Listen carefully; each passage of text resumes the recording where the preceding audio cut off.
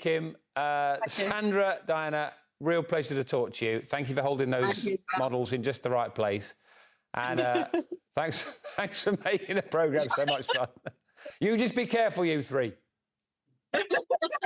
We will. Thank you. Thank you. Bye.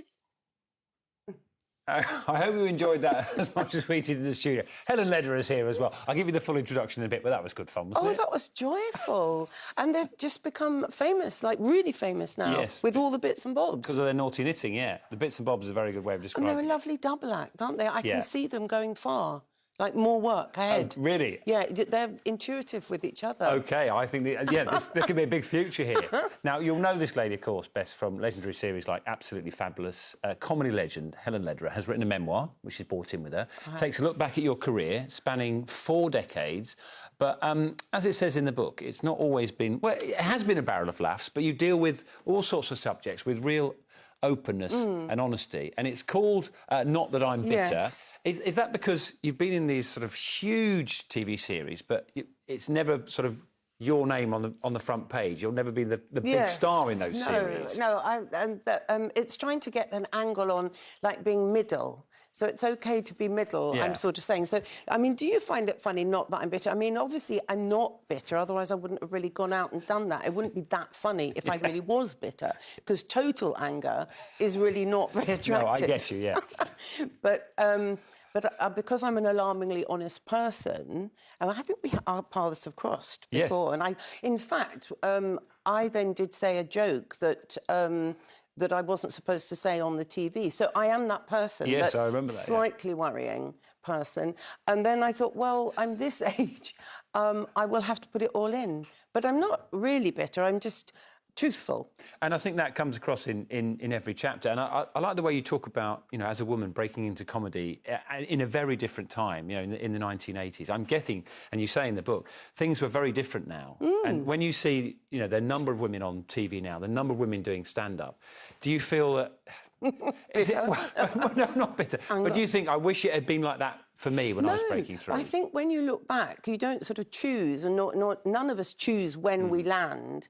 And I went to drama school quite late, and I've always been a bit older than my top peer group, French and Saunders. I've always been 4 years older than them. It's very annoying. I'm annoyed about that, but I can't change that. Exactly. And you can't change when you land. So I didn't go around sort of berating it as one might now, because I cracked on because I really wanted to do it, which is extraordinary. But I really wanted to write and perform like that way when you're young and you just want it. So I wanted it quite badly.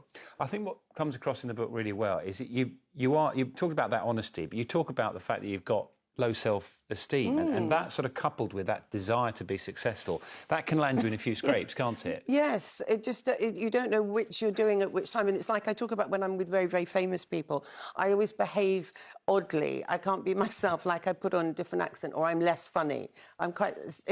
but I think we're all a bit like that, you know. I mean, you're probably relaxed around royalty, I'm sure, Dan, with your experience, but, you know, there's just things that happen. So I'm a people pleaser. I was brought up to write thank you letters, but I really am a bit of a risk taker as well. I don't know if I'm a risk taker on purpose or if it's an oddness, but somehow that all adds up to hopefully on a good day being funny and carrying on finding the humour and absurdity in situations that go wrong. You managed to make everything funny, even some of the tough stuff in your life. And I wonder, when you look back, are you thankful at the opportunities you've had? Do you feel fulfilled? Oh, I never feel fulfilled. Oh, no, that's not me, not moi. I'm not complacent. But, no, because it isn't a poor me one. No. And it isn't... But being a bridesmaid is fun. It's not a poor me, and I should be more respectful of the opportunities I've been given. But I never got my sitcom, and I think I sulked about that for a few years. And Never too late? Never too late, Helen? Well, yes. And I might not want one now. It's too late. I might sulk. I'm still sulking. So it's just about sort of my life in a truthful way, my 20-year-old self doing things, skirmishes with people. But it's the whole mix, and it is quite serious as well. It is, yeah. There's about 20 seconds left. What would you want people to take away from the book? I want them to laugh. The whole thing about the narrative is you can make unsafe situations funny with an approach that I hope, connects with the reader. I just want me and the reader in a pub laughing, me laughing at them laughing at me, with all the glory. That definitely comes across. Thank you very much, and thank you for not getting me in trouble this time. No, sorry about that. Helen, it's been a pleasure. I'll see you tomorrow for another 5 at 5.